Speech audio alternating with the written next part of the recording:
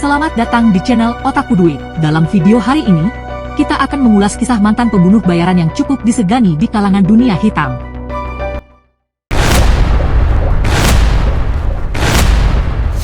Kisah ini diawali dengan seorang pria yang ingin merubah cara hidupnya. Dia mengunjungi gereja setiap hari untuk berdoa. Pria ini adalah Deden Bayawak.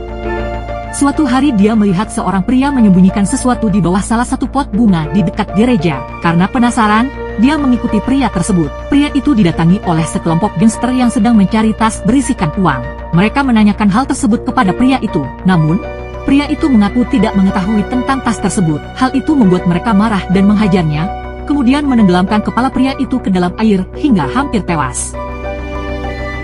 Mereka kemudian meninggalkannya. Deden Bayawak kemudian menolongnya, dan diketahui nama pria malang itu adalah Agus. Dia meminta Deden untuk membawanya ke rumah temannya yang bernama Antonia. Ketika melihat kondisi Agus, Antonia segera menyuruh anaknya pergi ke rumah bibinya. Hal itu dilakukannya untuk melindungi anaknya jika suatu hari ada seseorang yang mencari keberadaan Agus di rumahnya. Setelah itu Deden pulang ke rumahnya tanpa sempat bertanya pada si Agus tentang kejadian yang dilihatnya di gereja. Sesampainya di rumah, Deden memutar lubang peluru senjatanya seperti rolet. Dia mengisi satu lubang dengan peluru sementara 5 lainnya dibiarkan kosong. Kemudian dia menembakkan pistol sekali ke kepalanya. Jika dia hidup maka dia masih diberikan kesempatan untuk bertobat dengan memberantas kejahatan yang ada di sekitarnya. Namun, jika dia meninggal maka dia akan dikuburkan. Sore harinya, Deden mendatangi 4 orang yang telah memukuli Agus.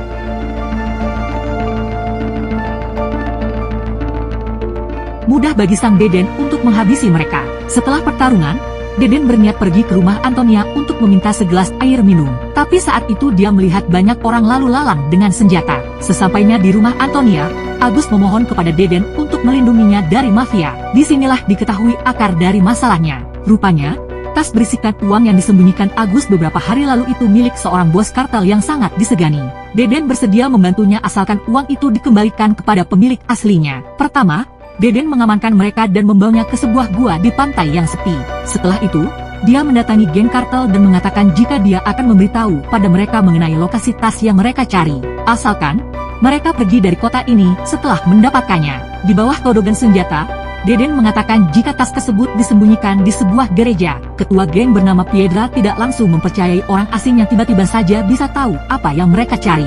Jadi, untuk memastikannya Piedra langsung menuju ke gereja bersama anak buahnya. Ternyata, tas tersebut rupanya sudah tidak ada di gereja. Merasa telah dibodohi, Piedra marah dan meminta anak buahnya untuk segera menghabisi Deden. Deden melakukan perlawanan, dan hanya dengan tangan kosong, dia berhasil menghabisi semua komplotan mafia bersenjata itu.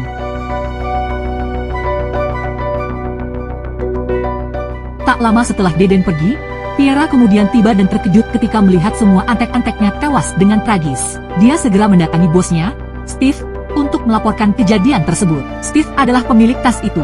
Di sisi lain, Deden pergi ke gua untuk menemui Agus dan Antonia yang ternyata sedang sibuk menghitung uang. Deden segera menyadari bahwa tas yang dicari oleh Piedra telah diambil kembali agar Antonia bisa merawat anaknya yang ternyata sedang sakit meskipun terlihat sehat. Deden kemudian merabut tas itu, namun Antonia mencoba menghentikannya memohon Deden untuk membiarkannya memiliki uang itu.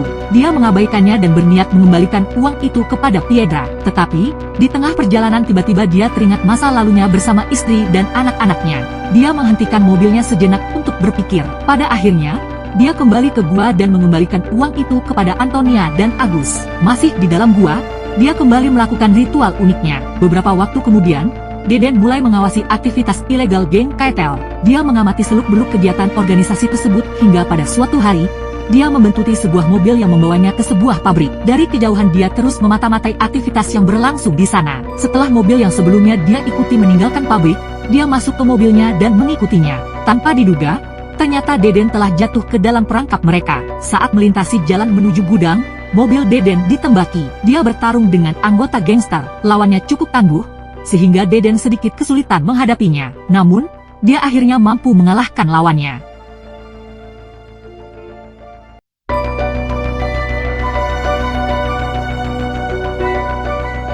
Malam itu dia kembali ke gua untuk beristirahat. Di sana Antonia datang dan mengundangnya untuk berbicara. Saat Antonia menyentuh punggungnya, dia teringat kenangan masa lalu bersama istrinya. Di masa lalu, Deden diculik bersama istrinya yang sedang hamil. Saat itu istri Deden disiksa oleh seorang pria bernama Alakran yang memiliki julukan Scorpio. Pria itu mencongkel isi perut istrinya yang sedang hamil di depan suaminya sendiri. Alakran memberikan pilihan yang sulit padanya. Dia tidak bisa melihat istrinya tersiksa lagi, lantas dia terpaksa menembaknya. Kembali ke masa sekarang, Deden terlihat mengendarai mobilnya untuk kembali ke markas geng kartel. Saat berada di gua persembunyian, Agus mencoba mengambil perahunya yang ditambatkan di tepi pelabuhan. Dia bermaksud menggunakan perahu itu untuk melarikan diri dari kota. Malam baginya, aksinya diketahui oleh anak buah Alakran. Kemudian dia menyelam untuk kembali ke goa. Ternyata Alakran sudah menunggunya di dekat goa. Pada saat yang sama, Deden berjalan dengan pistol untuk menyerang sebuah pabrik. Dia menembak penjaga yang berdiri di gerbang dan dengan berani memasuki pabrik. Baku tembak terjadi dengan sengit.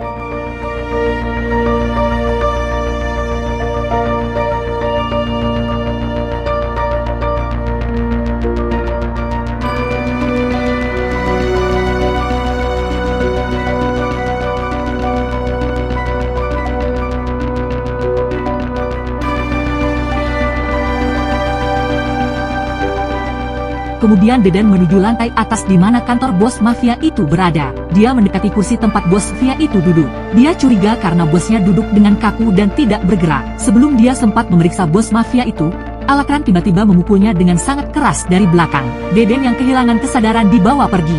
Deden teringat akan masa lalunya. Dia melihat bayangan Alakran yang merupakan musuh terbesarnya saat itu. Di masa lalu, ternyata Deden memiliki pekerjaan sebagai seorang pembunuh. Saat itu dia disewa untuk membunuh Alakran di rumahnya. Deden melakukan kesalahan selama pertarungan. Tiba-tiba putra Alakran keluar dari kamarnya sambil berlari. Melihat putra satu-satunya yang sangat ia cintai tewas di depan matanya, Alakran menjadi murka. Dia menyimpan dendam yang mendalam terhadap Deden. Ketika Deden terbangun, dia mendapati dirinya berada di depan gereja di tepi pantai bersama Agus dan Antonia. Alakran menodongkan pistol ke Agus dan menyuruhnya menembak kepalanya sendiri. Antonia berteriak ketakutan sehingga Alakran menembak salah satu kakinya. Melihat kekacauan yang terjadi, Deden kembali teringat pada sang istri. Antonia terus melakukan perlawanan, sehingga hal itu membuat Deden mempunyai ruang untuk menendang senjata Alakran. Deden dan Alakran kemudian bertarung. Karena keduanya sangat ahli dalam bela diri, pertarungan berlangsung cukup lama.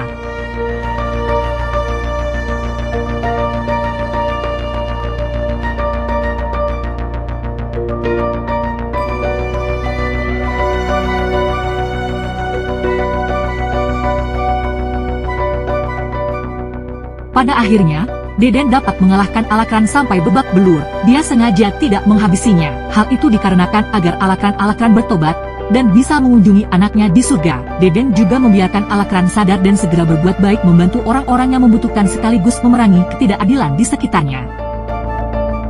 Terima kasih telah menonton. Berlanggananlah untuk mendapatkan lebih banyak video seperti ini dan untuk membantu saluran ini berkembang.